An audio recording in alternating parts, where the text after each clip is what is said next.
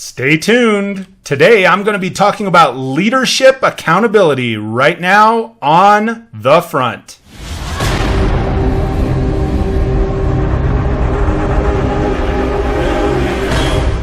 Hello everyone, and thank you for tuning in to another episode of The Front. My name is Mike Phillips. I will be your host.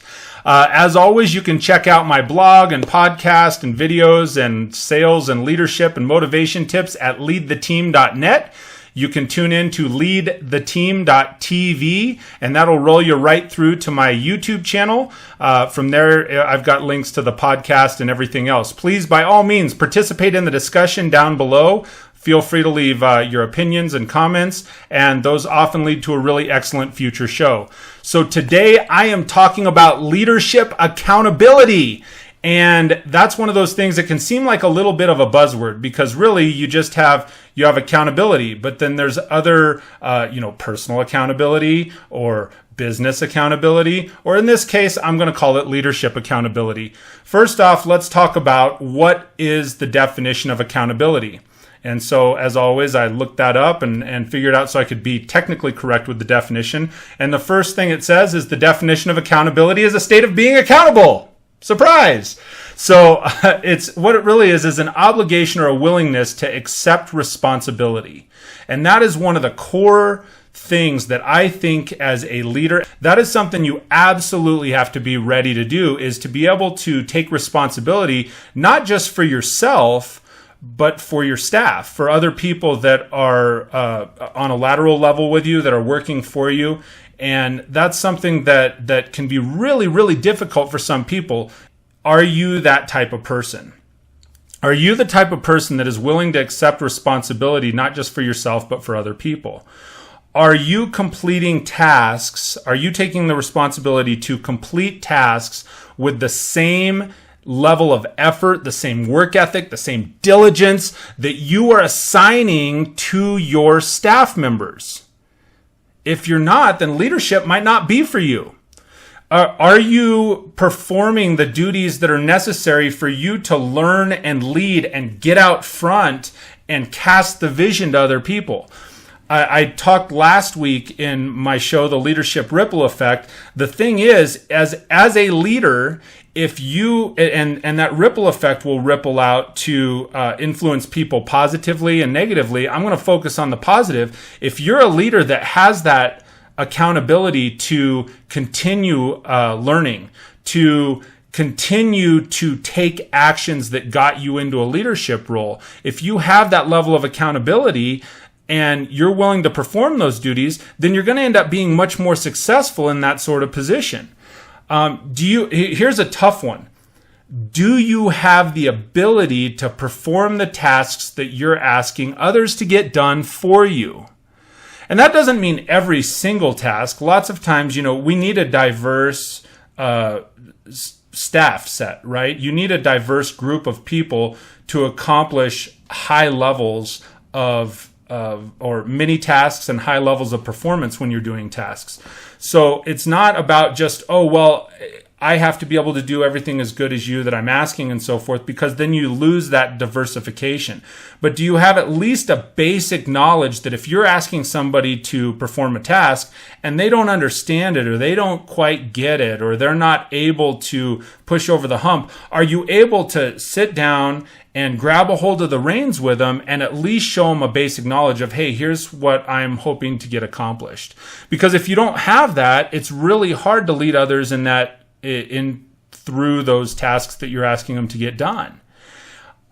So here's a few points. Here's a few key points of leadership accountability. One, you've got to be present in the moment with your staff. You have to be right here. You have to not just show up, but be a participant alongside them. That's what I was just saying. You have to be able to perform some of those tasks, not at an ultra high level, but you have to at least be able to do them at an average level or better. And when it comes to things like training, how can you insist and say, hey, staff member, Mr. or Mrs. Employee, you have to go to training, but I don't? You have to show up and be present. If you're a leader and you participate in the training sessions, you can not only maybe be reminded of some things you forgot, but you're able to hold your staff accountable to the things that are being taught in those training sessions. Leaders have to be responsible for not just their job duties, but their staff's job duties.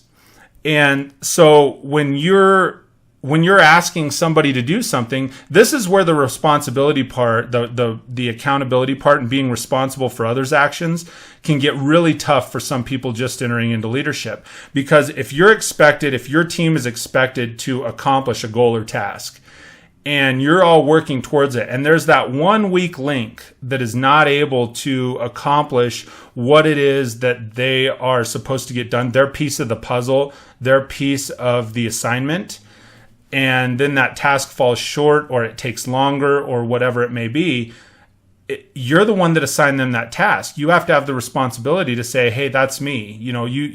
That's where, as I was saying before, you have to be able to slide in and help lift them up and do that task alongside them, not necessarily for them, but alongside them so that they can grow and be groomed and such as well.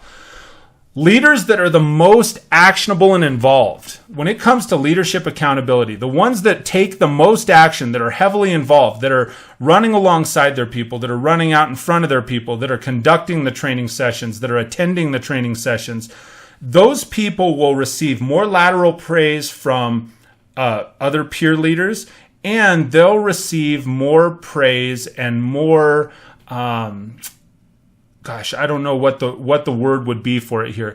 They'll have a better likelihood of a following from other staff members because they know those other staff members know that you as a leader can get stuff done. And so when you do that, champions attract other champions. So if you're willing to get involved and take action and get out front, and your team and your teammates and the people that work for you are enjoying success, I promise you that other staff members, other lateral teams, other departments, they're going to notice that your crew is plugged in and excited and pumped up and they're winning. And people like to win, right? Nobody likes to get kicked in the teeth and get their hat handed to them all the time. No one likes to not get the task completed. So, the more that you're out front doing that, the more that then gets accomplished by not you as an individual, but by your team members. They'll enjoy that success, and you can staff up with champions because if you're a champion yourself, you'll attract other champion type mentality, other championship attituded people. I don't even know if that's a word, attituded, right?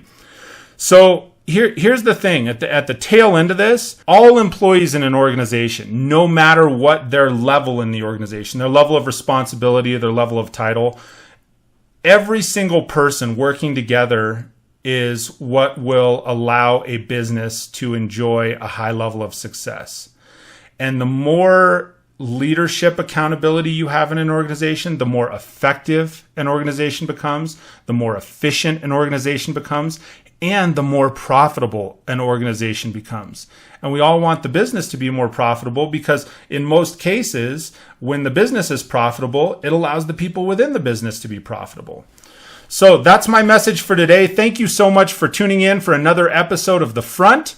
On leadership accountability. Remember, I do this every single Wednesday and Sunday. I try and keep my episodes to about 10 or 20 minutes.